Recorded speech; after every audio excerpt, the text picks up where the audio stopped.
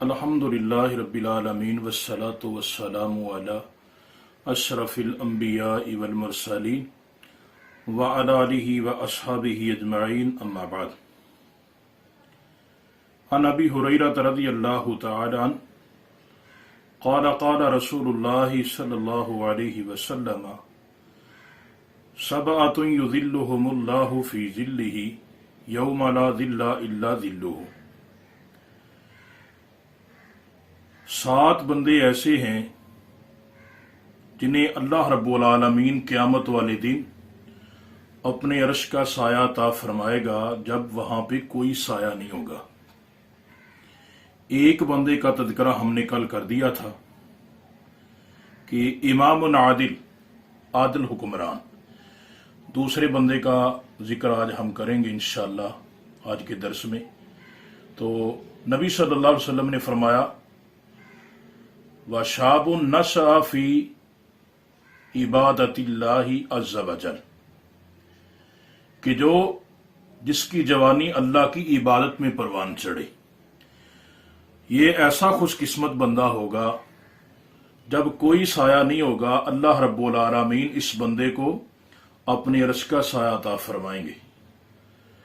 تو میرے بھائیوں، بزرگوں، دوستوں، ساتھیوں، جوانی بڑی قیمتی ہے.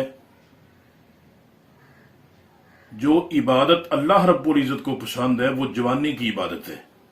اس لیے ایسا بڑھاپا جس کے اندر انسان خود کو سنبھال نہیں سکتا، لوگوں کے سہارے پہ چلا جائے، لوگ اس کو کرسی پہ، ویل چیئر پہ جو ہے، آپ نے دیکھا ہوگا لوگ عمرے کرواتے ہیں، طواف کرواتے ہیں، سعی کرواتے ہیں.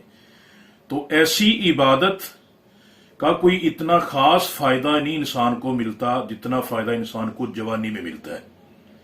اس لیے جوانی کے اندر اللہ رب العزت کی عبادات کریں، اور پھر آگے بڑھاپا آتا ہے. درمیان کے اندر انسان ساری جوانی کو ضائع کر لے، وقت گزار لے، اپنی جوانی کو برباد کر لے، کبھی کہیں پہ بیٹھ گیا، کبھی کہیں پہ بیٹھ گیا، کبھی کہیں پہ بیٹھ گیا.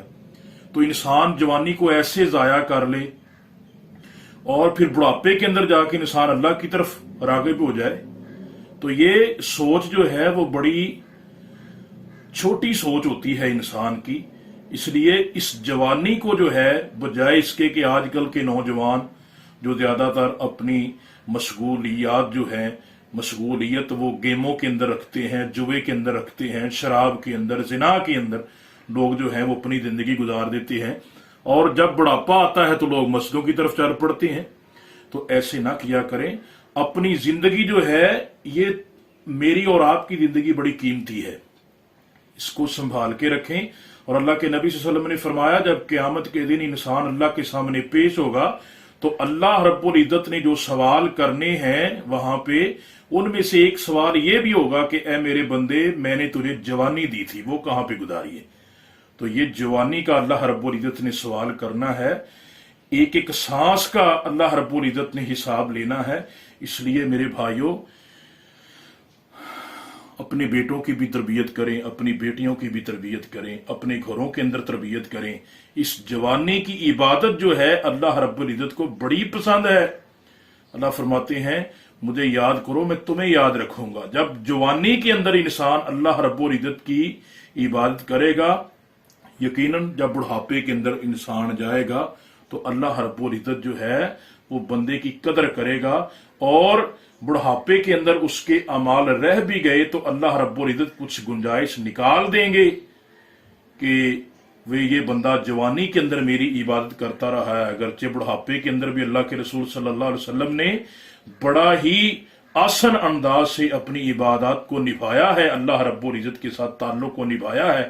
اس لیے میرے بھائیوں، یہ جوانی کی عبادت اللہ کو بڑی پسند ہے. اس لیے جوانی کے اندر اللہ رب العزت کو یاد رکھیں. اللہ رب العزت نے فرمایا کہ تنگی میں، فراوانی میں تم مجھے یاد کرو، تنگی میں میں تمہیں یاد کروں گا. اللہ تعالیٰ سے دعا ہے اللہ مجھے اور